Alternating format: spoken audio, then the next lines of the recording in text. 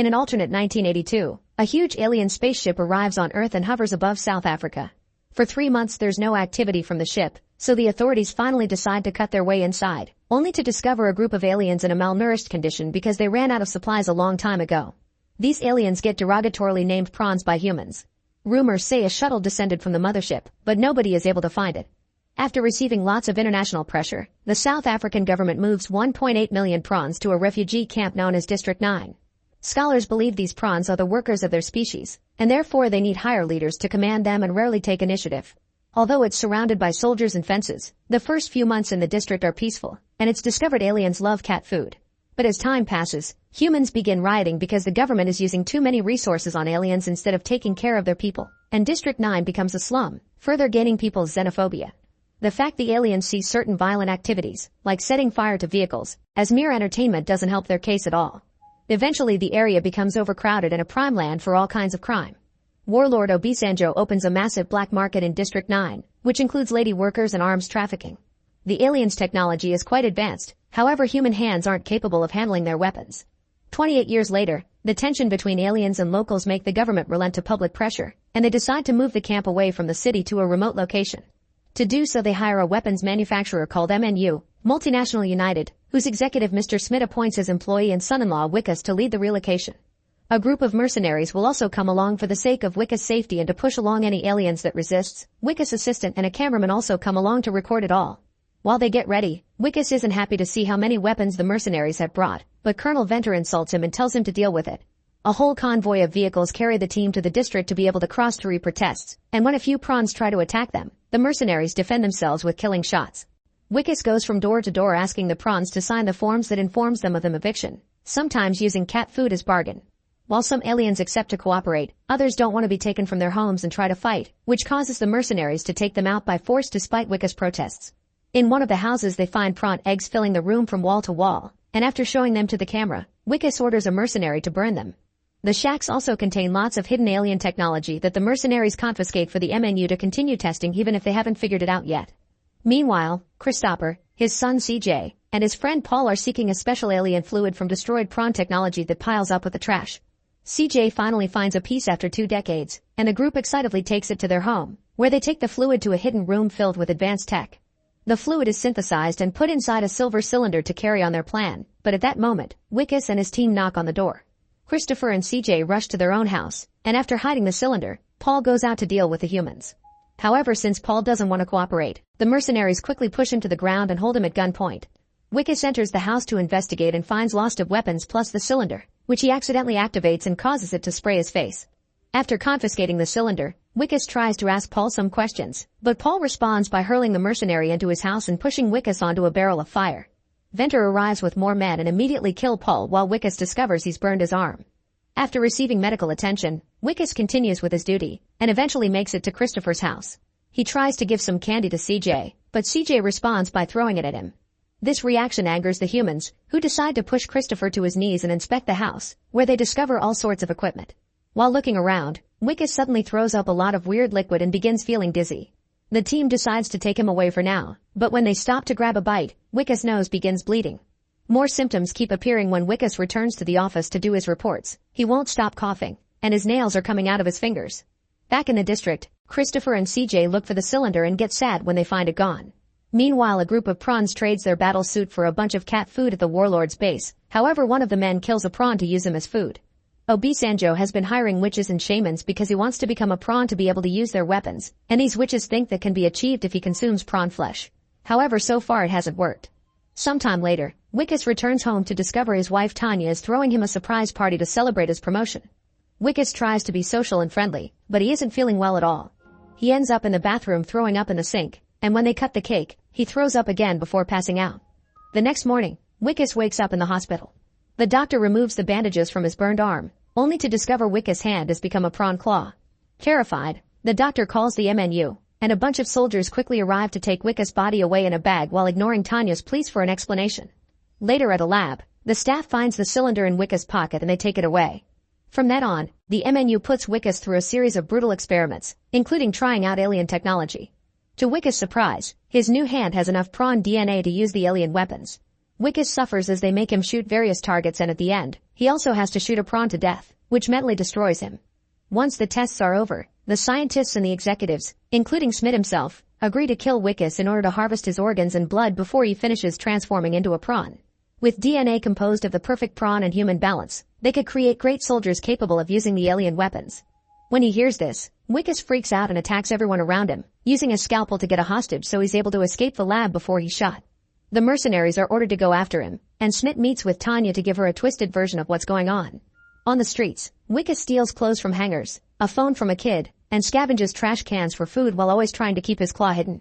He tries to call his friends and family to ask for help, but everyone ignores him, and soon he learns why. When he enters a store, he sees a new broadcast announcing he's wanted fugitive that developed a transmissible disease from doing the dirty with the prawns.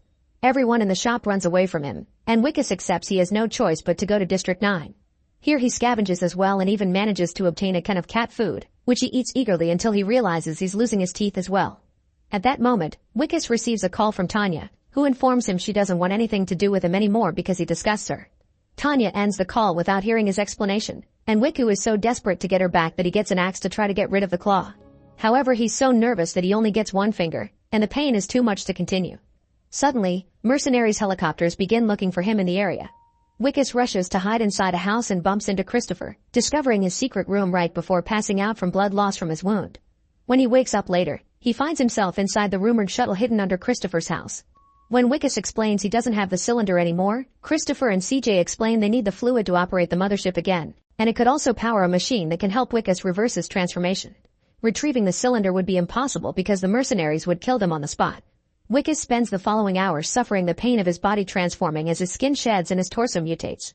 Suddenly Wikus gets another call from Tanya, and this time she promises to take him back and to be more understanding. However, this is a trap by the MNU, who made Tanya call with lies to track Wikus' location.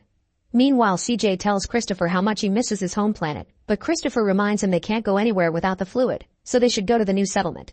Wikus overhears this and feels bad for them, so he explains the new territory is even worse than this one. Going there is just a bad idea. Desperate to help the prawns and go back to his wife in a better state, Wikus announces he has a plan. Afterward, Wikus goes to see Obasanjo to try to buy some weapons, but he's received with disdain and violence.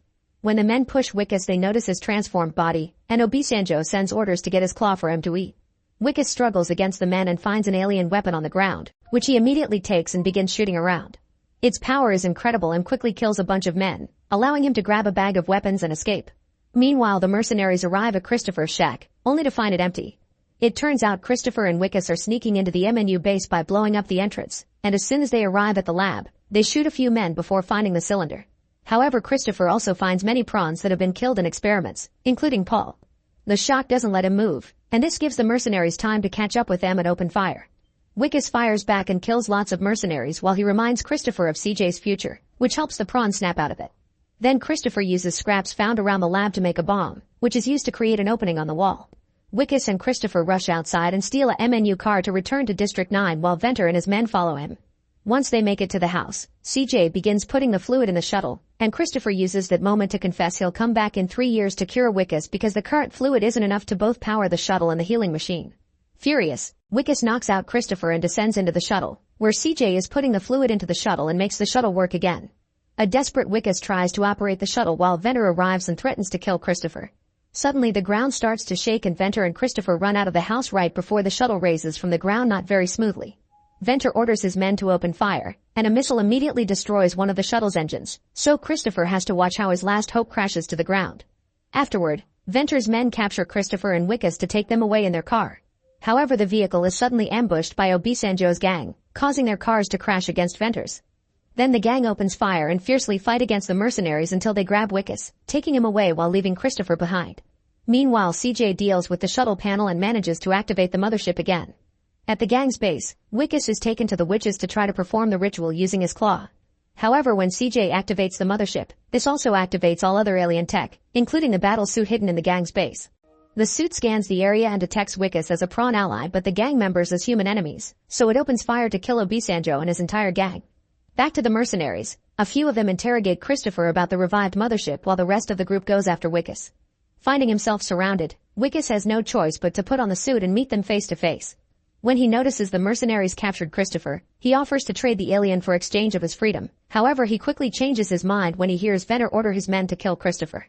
Furious, Wikus begin killing mercenaries with no mercy in order to save Christopher. Then they rush back to the shuttle, but since more mercenaries are coming after them, Wikus stayed behind to buy Christopher time, refusing to come when Christopher invites him to his planet. As thanks, the Prawn promises to return in 3 years to cure him. Wikus keeps on killing mercenaries all over the place, spilling blood everywhere, flipping a car when it comes after him, and even shooting a few missiles. When he's about to shoot Venter too, a car hits him from behind and he falls with the suit malfunctioning. At that moment Christopher contacts the mothership through the shuttle control panel, and makes the mothership extract the shuttle so he and CJ can escape. The mothership emits a tractor beam and picks up the shuttle. Venter sees this and orders for another missile to be fired. Wikus immediately cuts in and uses his suit to grab the missile, which explodes and destroys his left arm. Seeing Christopher and CJ escape and the mothership makes Venter incredibly angry, so he shoots the suit until he destroys it. Wikus crawls out of it, showing his left eye is swollen and yellow, meaning he's about to finish transforming. Venter points his gun at him ready to kill, but suddenly a bunch of prawns show up and kill him first to save Wikus, who is now seen as a prawn too. Sometime later, humans celebrate that the mothership has left Earth. Wikus' system exposes the MNU's illegal research, and the government safely transfers all the 2.5 million prawns to the new District 10 before demolishing 9. Wikus' story become infamous, but most people stop thinking about him after a while, thinking he's dead. However, Tanya is sure Wikus is fine because she's found a handcrafted metal flower at her door, and Wikus has always liked crafts. Back in the landfill, it's revealed Wikus is alive and fully a prawn now, and he makes more metal flowers with trash. Make sure to subscribe and turn on notifications so you can watch more videos like this. Thanks for watching.